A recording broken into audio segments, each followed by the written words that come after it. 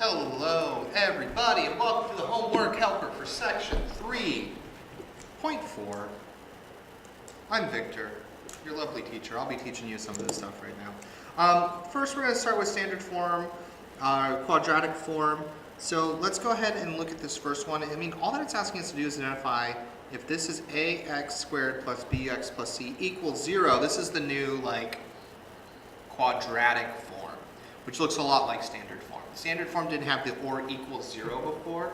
It would just be ax squared plus bx plus c written as an expression. But now that we have this equal sign plus 0, we call it quadratic form.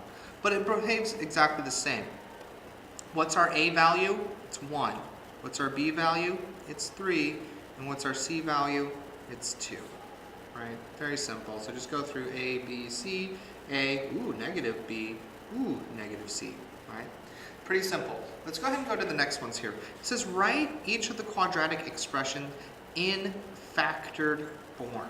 So to do this in factored form, when we have this a is 1, we could do our little x method where we know that we've got two numbers that are going to add to 3, but they're going to multiply to 2, which is 2 and 1, so this is x plus 3.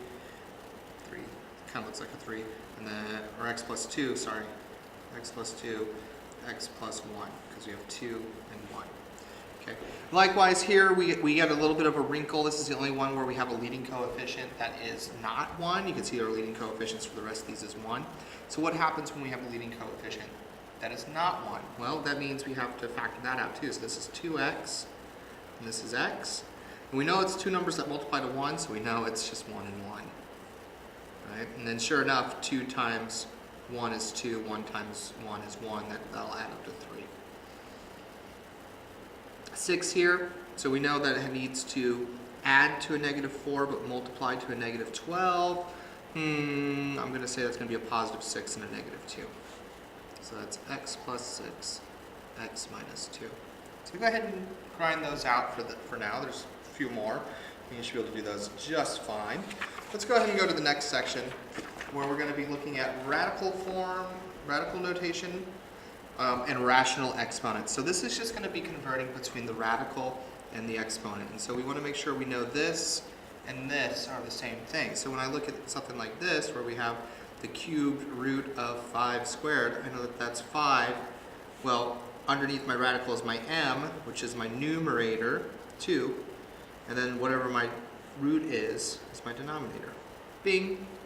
And then let's do it backwards. 16 to the 3/4 means I'm doing the 4th root, right? Because that's the denominator. The denominator goes that of 16 cubed. Cool. Now these will ask you to do it a little bit more complicated. We have these two different forms. So this means this is going to be 5 to the 7/3 times 3 to the 5/3, right? This is my numerator. This becomes my denominator. And so it's going to ask you to go back and forth with increasing complexity. But just keep following these rules for each and every one and you should be fine. Okay. Let's go ahead and go to the back. Finally, it asks us to give the function, given the function, find the x-intercepts, the y-intercepts if they exist, and use them to sketch the graph. So this first one starts out in factored form, which makes it really easy to find the y-intercepts. All we have to do is figure out where x equals 0. Okay? So where will x equal 0? Or I'm sorry, that'll find our y-intercept. When x is 0, this gives us 5, and this gives us negative 4, which gives us a negative 20. Okay, so my x-intercept is 0, negative 20. Now, where does our y equal 0? Where does our y equal 0? That'll help us with our x-intercept. Well, what would cause this to be 0?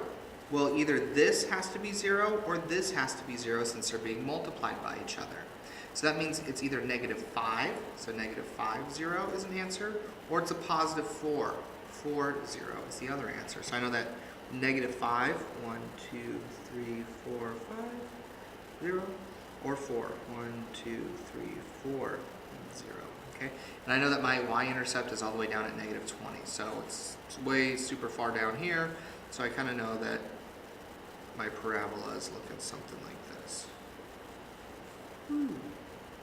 Neat. Okay? And so that's pretty much all that we need to do. It's going to give it to you in different functions. You can try to make x, y tables. You can Use whatever forms that you know. Some of these are linear, some of these are exponential, but either way, I want you to play with it, see what you find. Tables are probably the easiest way, but do whatever it is that works. This is more of that open sandbox, explore sort of thing. But remember, whenever we're trying to find x-intercepts is where y equals 0, and whenever we're trying to find y-intercepts, that's where x equals 0. So for example, to find the y-intercept here, if I just plug 0 in, 0 minus 1 is -1, 2 to the -1 is 1 over 2, so this is 5 halves. So I know what my y-intercept is. It's the 0.05 halves, etc. All right, guys, good luck with all this. Grind it away. Make tables for these problems if you're getting stuck, so you can start to see how the patterns emerge. And good luck with chugs.